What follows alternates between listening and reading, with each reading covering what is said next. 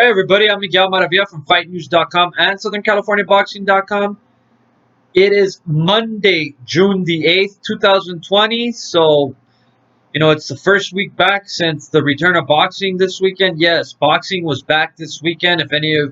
If anybody got a chance to check out the live stream on Facebook, Fight Night Live series, that included former world champion Carlos Molina, King Carlos Molina, as he took on Michi Munoz. That was, for $5. Hey, you know, live boxing from Mexico.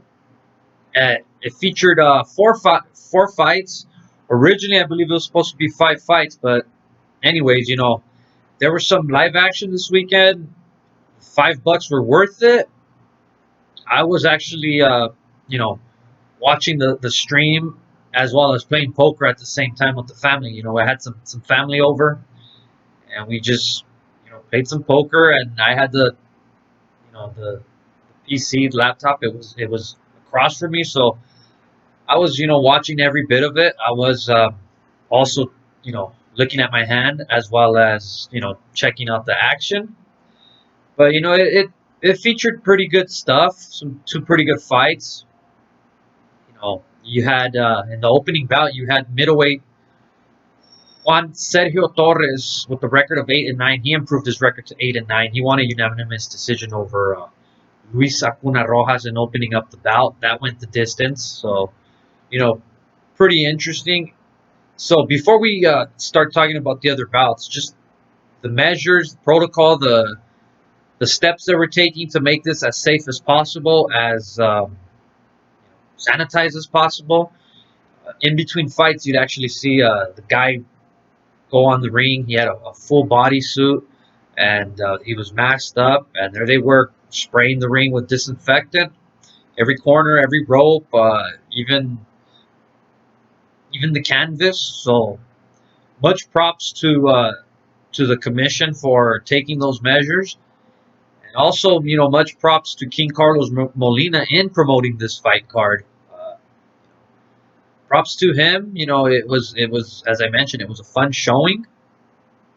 So going back to the action, going back to the fights, um, lightweight prospect Denilson Jair Valtiera, 11-0 with 5 knockouts of Guanajuato, Mexico. He won a unanimous decision over Aurelio Hernandez, going the distance, 8 rounds. And let me say, this kid Valtiera, as I mentioned, I was playing poker, so it was one of those, like, you know what, I'm just gonna play poker and just kind of glance over. But it was in this bout where I want to say, after the first round, watching this kid, again, remember the name Denilson Jair Valtiera. Right now he's a prospect. He's 11-0, 5 knockouts, as I mentioned. But this kid looked like a veteran up there. He was up there moving well, a lot of head movement, a lot of skill for a young 18-year-old. Yes, this kid is only 18 years old. He's one of the best kept secrets prospects, you might add, out of Mexico, from what I gathered, from what I heard. So, hopefully, with more work, there's much more improvement. He's actually trained by James Colgate, I believe his name is. Yes, he's working with him. So, you know, in time we will tell. Just more work, more fights like this, and going the distance. You're not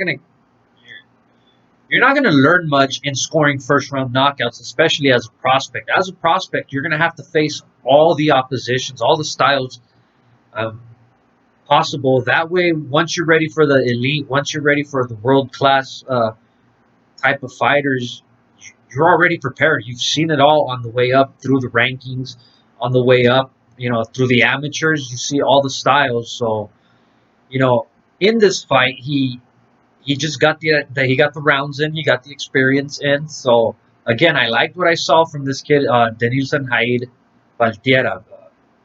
Very good prospect, very good skill, lots of talent, and lots of potential there for us to be talking about later down the line. So again, we shall see what transpires, but I'm looking forward to watching him in action next time he's he's out there, whether it's on a stream, TV, you name it. But I really liked what I saw.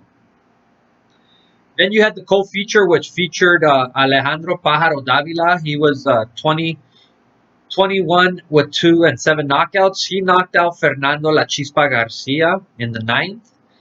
So that fight, that was one of those tough fights. Don't let Chispa Garcia's record fool you. 23 wins, 21 losses, 1 draw, 17 knockouts. Then you had Davila, as I mentioned, a young prospect, 20-1 with 2 draws and 7 knockouts. This was one of these tough fights in which Chispa Garcia gave Davila all he can handle. He threw everything at him. He was made it tough for him. There wasn't a moment where we actually, in watching it, it was like, okay, Davila's got this. No, this fight was actually, Garcia was making him work. He made him earn, that payday as well as that W. And that's what you need from a, up and coming prospect, a guy that's, with a record of 20-1. You need him. You need to throw him in there against the guys, the veterans, the journeymen, the guys that have seen it all, the guys that have nothing to lose. Those are usually, believe it or not, those are often the toughest guys out there for you to fight on the way up. Some of these guys are often the tougher opposition as when you have your title defense, when, sometimes even when you win your title. Not taking away anything from these champions that you win your title from, but it's certainly a learning experience on the way to a world title when you're facing opposition like this that's going to make it rough for you, and that's gonna give you everything for 4, 6, 8, even 10 rounds. So good work from Davila, and props to Garcia for getting him getting him that work, giving him that work. And of course, you had the main event which featured former world champion King Carlos Molina scoring a 6-round stoppage over Michi El Matador Munoz. So it was King Carlos Molina's promotion. Not only was he the promoter, but he was also the headliner, and he went out there and you know, he performed a hell of a show. He provided a good show for those that were watching, on the live stream. I As I mentioned, it was a good, enjoyable card. Molina went in there, did what he had to do. He just dominated, pounded Munoz for the entirety of the fight. And Molina himself, the former world champion, he's had some pretty tough fights. As some of you remember his memorable bout against James Kirkland, he was up ahead on all the scorecards, and then he was later disqualified. He actually he was well on his way to winning that fight. You also had him. He was slated to fight on the Mayweather undercard. I believe he was slated to take on Ishe Smith, if I'm not mistaken. And then he was also the day before the fight. He was actually arrested on a technicality, on a warrant that stemmed back from a statutory rape charge. Back when he was 18 and the girl was 16. So I'm not condoning any of the statutory rape. I am not condoning it at all. The law is the law. However, 16, 18, I'm pretty sure they were together when he was 16, she was 14. I'm sure they were probably together when he was 17, she was 15. But the law is the law, and to me, that was more likely a technicality.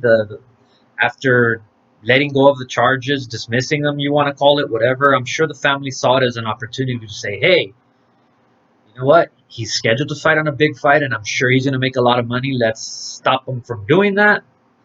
And again, I'm not condoning statutory rape and all, but that was basically a technicality that got him in prison, and he was then deported. So now he's headlining and he's also promoting. So much props to him. as he continues, his road back to possibly another title, or maybe you know, more fights, live stream fights. But the good thing is he's active and he's got something going for himself. Then we go ahead and we change topics. We have some buzz to talk about. I know Mike Tyson was offered again, more Mike Tyson news. He was actually offered some exhibitions, to fight exhibitions in so that's that's always good to hear, especially anything involving Mike Tyson. Guy went from being the most hated man on the planet to perhaps being the most loved man on the planet.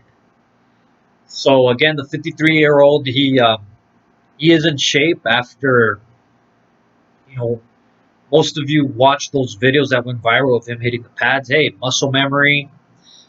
The guy could punch. The guy still has it in him to knock any of us out, to knock anybody out on the street. If he's wandering, you don't want to mess with Mike. However, how I feel he would, you know, match up against today's contenders, today's champions, you know, not a chance. I love Mike. Mike was something to watch in his day, but his best days are behind him. However, why not give him some exhibition bouts? Why not, you know, feature him, showing his hidden tricks, as you know, not that they're hidden, but for some of us, when you're retired, it's like, what do you do now? Hey, why not?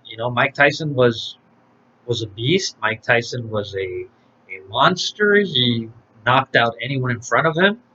So, hey, at age 53, we would love to see him do that. Why not?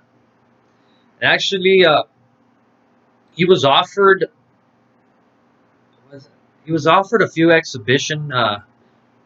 multiple exhibition fights from American Dream Presents, Sterling Promotions, and James Whelan of J3G Global. So we shall see what transpires there. So I know some of us are excited about Mike Tyson, wanting to see him back in the ring. So if he does come back, hey, get your popcorn ready. And then news over the weekend, as most of you huge boxing fans, I'm sure you've all been informed. You all know. This past weekend, Michaela Mayer, she tested positive for COVID-19. She was slated to take on Helen Joseph on the ESPN co-feature tomorrow, Tuesday, but that's been scratched. So, you know, fortunately for Michaela Mayer, after this absence, after this long wait, here she is ready to fight again, and boom, all of a sudden it's like, sorry, you can't fight, but you've tested positive for COVID-19. So, we wish her the best, and I'm sure she'll be back stronger. And we can't wait to see her again. So we wish her a speedy recovery, and let's see her in action soon. So with that, we also have the weights. We have weights from Las Vegas. Yes, there were officially for tomorrow's fights. We already have Stevenson and Caraballo weighed in. So boxing is back on TV tomorrow. Of course, you had Shakur Stevenson. He came in weighing 130 pounds. He made weight. He came in earlier and I believe he was over the weight. But on his second attempt, he made the weight. Was it him or was it Caraballo? Was it? If I'm not mistaken, let me double check again. but I am more than certain. Let's see. Yeah, it was Felix Caraballo that was. He didn't make the limit, but he did. He did come back to the scales, and he did make the 130-pound limit, the super featherweight limit. This will be a 10 rounder. Then we also have Jared, the real Big Baby Anderson. That was Tyson Fury's main sparring partner as Fury prepared for the rematch with Wilder. So Jared Anderson, a big puncher. So look out. That's something to look at tomorrow. Scheduled for 6, and then we also have Guido Vianello, and also a knockout artist. He's 6-0 with 6 knockouts, I believe. He'll be taking a Don Hainsworth. Then we also have the Quantavious Cash. They made weight 160 and a half, and Calvin Metcalf 158.3. And then two-time Olympic gold medalist, Cuban Olympic gold medalist Robesi Ramirez. He weighed in at 126. He'll be taking on Yuri Andujar, who weighed in at 125 pounds. And as far as the weights for the heavyweights goes, we had Jared the Big Baby Anderson. He weighed in at 236.5, and Johnny Langston weighed in at 218.3. So that is almost a 18-pound difference. Then Guido Vianello, he came in weighing 239 and a quarter. And Hainsworth, wow, he came in weighing 294.5. So that'll be a sight to watch. See what, wow, that's a lot of weight for a heavyweight. Wonder what kind of shape he's in, but um, we shall see. So those are the weights for tomorrow's fight. That'll take place on ESPN and ESPN Deportes at 7 Eastern, 4 Pacific. That takes place at the MGM Grand Conference Center, Grand Ballroom in Las Vegas, Nevada. So we shall tune into that. And now we go ahead and let's just throw out tomorrow's predictions, what to see, what to look at. As I mentioned, you have the main event. You had Shakur Stevenson taking on Felix Caraballo. Again, this is a non-title bout. Stevenson moving up to super featherweight. He's coming off a one-sided unanimous decision over Joet Gonzalez. Both fighters undefeated. Joet Gonzalez was undefeated coming into that fight as Stevenson. But Stevenson went ahead and he was smooth in dominating Gonzalez. It was just one of those fights where Gonzalez just had no answer for Stevenson's elusiveness, his technique. So he comes in off that win as he takes on the hungry Felix Caraballo, who looks to make an impact, looks to make a name for himself. Especially, let's see what happens tomorrow. But I expect Stevenson to go ahead and be dominant in this fight. I don't think the layoff will affect him either or. So again, Stevenson's got this. And then we have the heavyweights. I mentioned you had Jared Anderson and Johnny Langston, Big Baby, chief sparring partner to Tyson Fury for his last fight. He outweighs Langston by 18 pounds, and Big Baby's a puncher, so the real Big Baby, I'm sorry, big puncher. So expect a knockout on that one.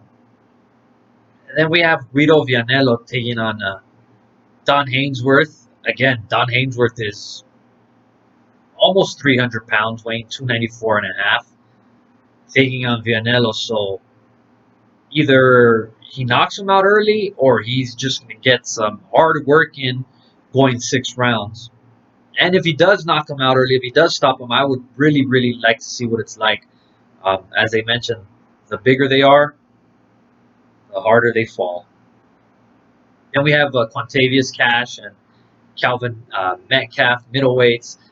That could go either or. Both of those guys looking for something to showcase, especially given the opportunity, a 4-6 rounder. That would be an interesting fight to watch. And of course, you have the two-time Olympic gold medalist, Cuban gold medalist, Robeisy Ramirez. I expect Ramirez to win this fight. Again, I believe he was knocked out in his pro debut. Was he knocked out? Yes, I believe so. And again, that top rank expecting big things from him, but hey, that was only his first fight. So what matters is what happened. What do you do after? So far he's bounced back from his knockout, defeat in his debut, winning two in a row, and now he looks to make it his third. So that's tomorrow on ESPN and ESPN Deportes. So with that said, folks, we wrap it up here. I'm Miguel Maravilla.